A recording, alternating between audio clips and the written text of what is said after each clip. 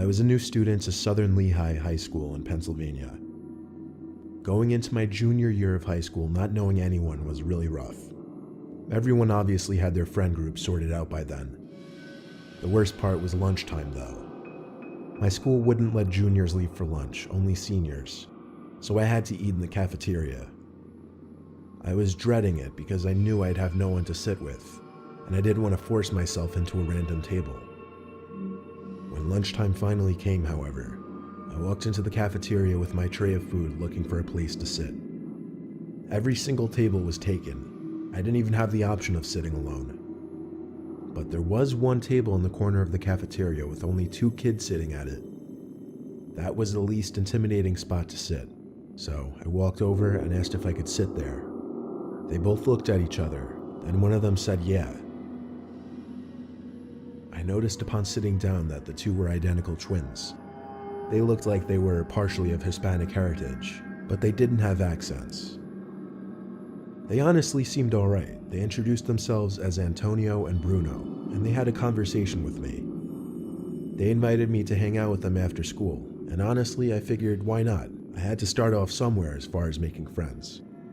I got their numbers, and after school I went home to drop off all my stuff. Shortly after, I got a text from Bruno, telling me he and his brother were planning on hanging out. He told me to meet them around 9 that night at the nearby cemetery that was like a 10-minute walk from my house. He said there was a cool hangout spot near there. Plus, the first day of school was on a Friday, so we had off the next day. I had nothing to do, so I said, yeah, I'm down. When the time came, Bruno texted me one more time asking if I was still coming. I said, yeah, I'm gonna leave in a few, and confirmed we were meeting on the road by the cemetery. He said yeah, so I began my walk in the dark to the cemetery.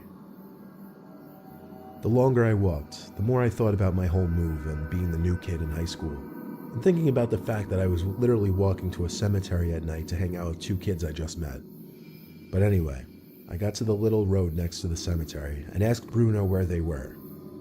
He started typing right away, and he said they were in the woods hanging by a small lake that they wanted to show me. Then he promptly sent his location. So I made my way into the woods, pushing branches out of my way, using my tiny phone flashlight as my only light. I started calling for Bruno and Antonio as I felt like I was close enough, according to the location he sent me at least. Suddenly I heard footsteps, so I stopped. Definitely footsteps approaching me, but they were very low and slow. I called out that they better not be trying to scare me. When they weren't answering me though, I decided this was stupid. I turned and started walking back towards the road. But those footsteps I mentioned earlier, they turned from quiet and slow to fast, and before I could even react, someone had their nails digging into my neck, effectively choking me. I heard a familiar voice screaming, "Grab him, grab him." I managed to break free from this sort of chokehold and sprinted towards the road. I know they followed me until the tree line by the road. I was faster than them, and I could run for miles. And that's what I did. I ran straight home and told my parents. They considered calling the cops, but I thought it would be better to get pictures of the nail marks on my neck and report it to the school the next day.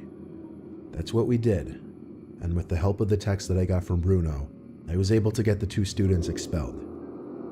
My parents made me block both their numbers. I didn't exactly argue with that though. My parents wanted me to confirm that these kids didn't know where we lived, and I told them simply, not as far as I know. So anyway, one night about a week later, I woke up to my room feeling really cold. I heard the sound of wind blowing into my room, and I looked at the window to see it was slid completely open. I wondered if my mom came in to open it, but that would make absolutely no sense. It was like 50 degrees out that night. I walked over to it and looked down below. A few feet below my bedroom window, there's a part of the exterior of my house that comes outward, creating a sort of ledge underneath my window that my father always told me to jump onto in case of a fire. I shut my window and walked over to my parents' bedroom. I gently knocked and opened the door, and my mom groggily asked what. I had to ask her if she opened my window. She sat up saying, "No, why?" I told her in a louder, more concerned voice now that my window was opened all the way by somebody. She started shaking my dad to wake him up and go check my room with me. But when he woke up, he told me to grow up and go back to sleep. I left my parents' door open as I walked back down the hall to my room. Then, I picked up on something that I'm surprised I picked up on. My door. It seemed to be half shut now, as opposed to completely open when I left. I pushed the door open just a little bit so I could get a look through the crack and see if, someone was behind the door. Even though I had the thought of the possibility, I never could have actually expected to see it. There was someone hiding behind my door. I screamed for my dad like a little girl. I screamed so loud I'm sure it could be heard 3 doors down. Then my door suddenly slammed shut, just as my dad came rushing out of his room over to me. I screamed, "There's people in my room," so he barged into the room and turned the light on. At that moment, we saw the leg of a person jumping out my window. My dad ran to the window, then downstairs and out the front door to attempt to chase them down, but he came back a few minutes later out of breath, saying he didn't see anyone. Full of energy and fear, I swore it had to be those twins that I got expelled. My dad called the police, and I had to talk to them when they arrived, explaining the whole story back to the incident in the woods. My father backed up my story, but without proof of who entered, they said there wasn't anything they could do. They merely ordered us to lock the doors and consider installing cameras outside. As positive I am that it was either one of or both of those twins in my room, after getting through a solid couple months of sleeping in fear, nothing to this nature ever happened again. Looking back now, I don't know why I was so willing to meet these kids in the woods at night. I should have realized in the cafeteria that day that they looked like trouble, and I should have stayed away.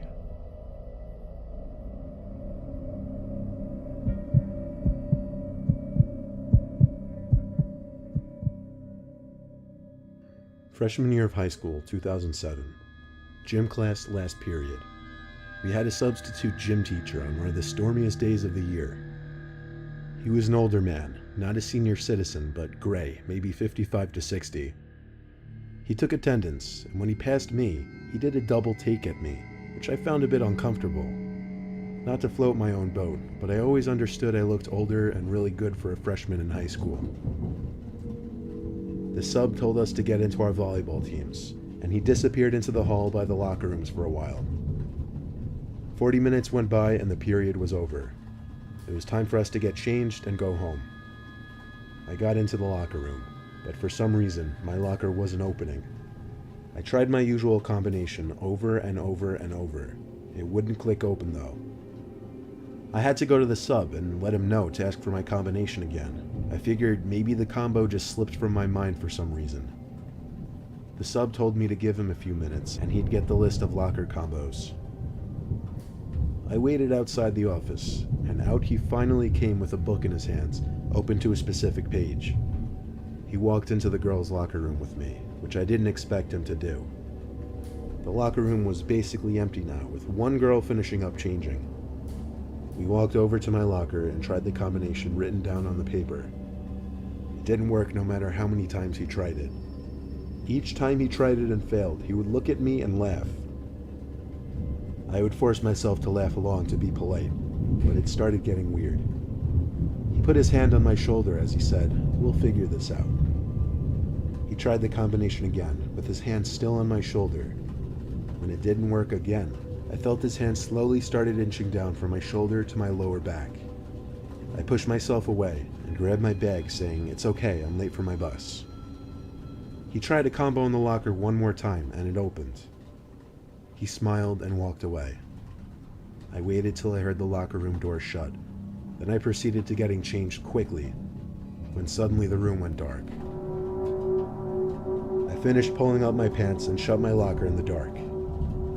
I threw on my backpack and started walking to the back exit of the locker room, which led outside. I feared that the sub would be waiting right by the door for me. I got predatory vibes from him. When I got to the end of that specific aisle of lockers I was in the intersection of 2 rows. I'd have to turn down left to get to the exit door, but still, Naturally, I had to look right to make sure that it was clear. There was a little light seeping in from one single rectangular window that sat under the ceiling. It was enough. Enough for me to see him peeking at me from around the wall of lockers. So that's when I ran for the exit door. He came over behind me saying, wait, it's not what it looks like. I ran outside into the rain off the campus of the high school and walked the rest of the way home, giving me time to reflect on what happened. By the time I got home, soaking wet, it came to me that he most likely changed my locker combination somehow as a way of getting alone with me in the locker room. As for what he could have possibly been planning to do when he cut the lights, I never wanted to imagine. Honestly, I was too emotionally scared and quite frankly embarrassed to tell anyone about it, not even my parents or friends. It was something I just kept to myself all these years, because truthfully, I just don't feel comfortable telling people.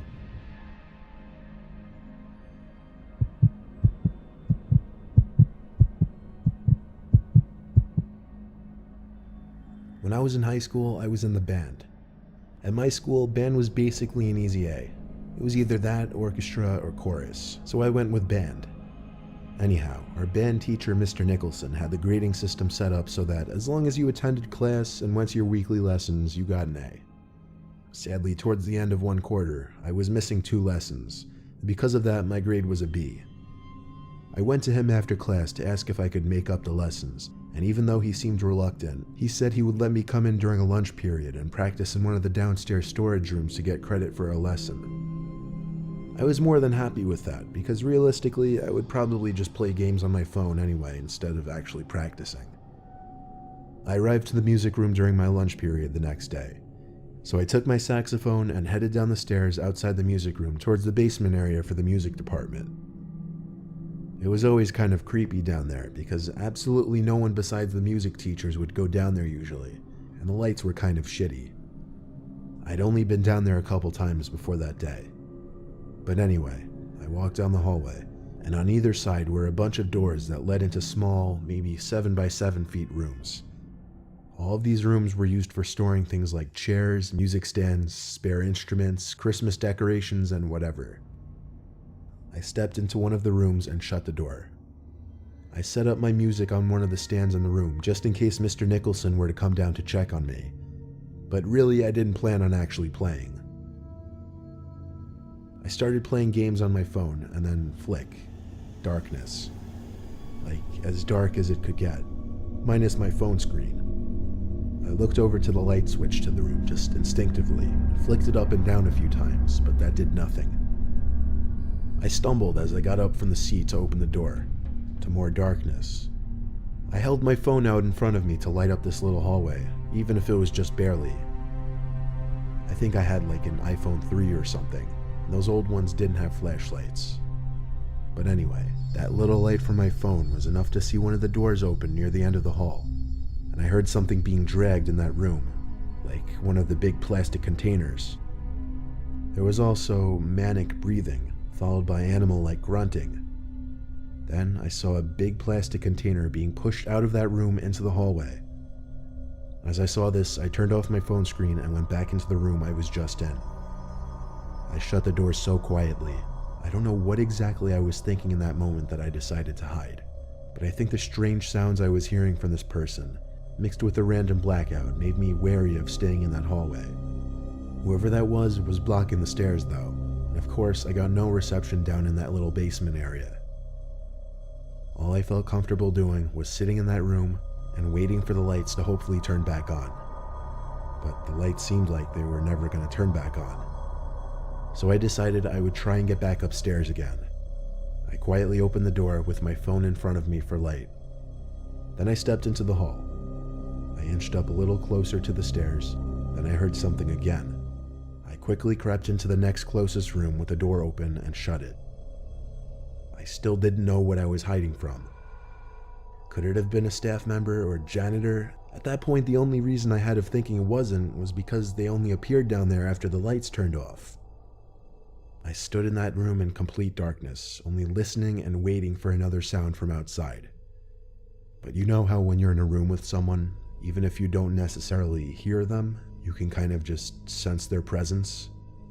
That's suddenly the feeling I got standing in that pitch black room. I lifted my shaking hand up and pressed the home button on my phone to turn on the screen, just for half a second. That was enough to see someone standing in the corner of this little storage room, 3 feet away from me.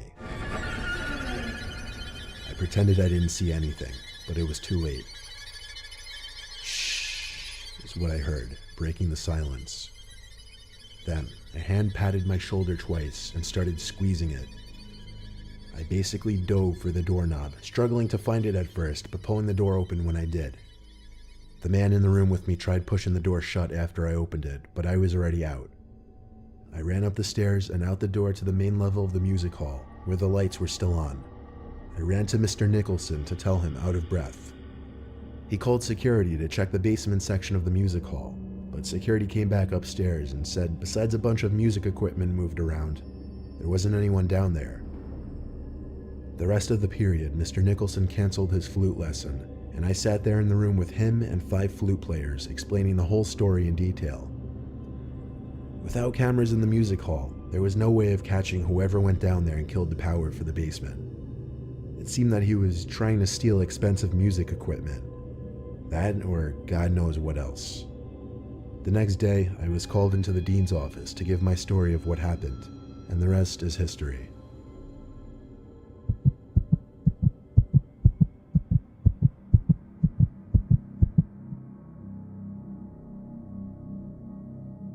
One night, my friends and I hatched a genius plan. We'd sneak into the high school basement through one of the windows that was broken and never fixed. The thing about this window, you'd have to hop a short metal gate surrounding an outside staircase leading to the basement. Not that it would effectively stop anyone, but it added that extra barrier that makes you feel like you're really doing something devious when you crossed over it. We made sure there weren't any security cars anywhere nearby and hopped the gate. Crawling in through the window proved difficult, considering we had to boost ourselves up, then crawl through an insanely skinny opening. But once we were in, we were in. We kind of dispersed from each other to explore different areas. One thing was for sure, the basement of the school was a mess, and anything but interesting. There was little light. One small white light was on in a far corner, and the exit sign light actually produced more light than you'd think. I was looking around when I saw one of my friends in front of me. He whispered, "Let's go upstairs."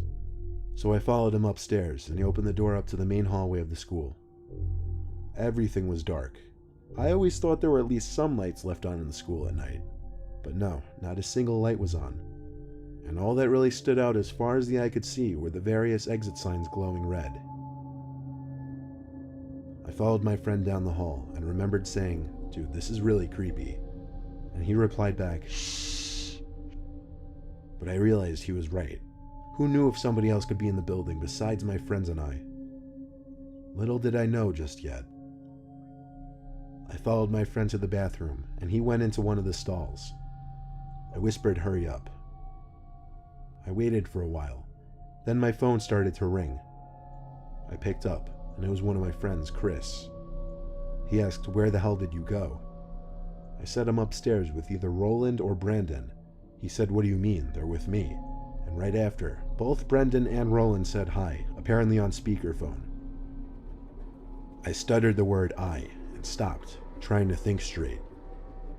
Then there was a laughing coming from in the stall, not the laugh of any of my friends. I looked up at the stall. There was someone looking over it at me, probably standing on the toilet.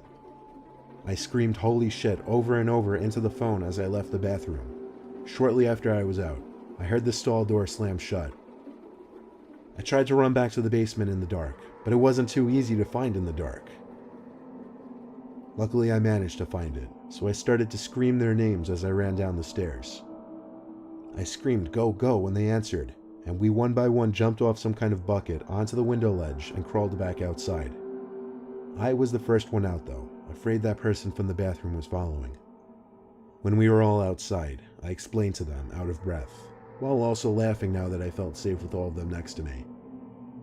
I guess we were loud or something though, because as we all just started looking around at the whole school building and all the classroom windows, in one of the downstairs windows was someone with their hands pressed up on the glass.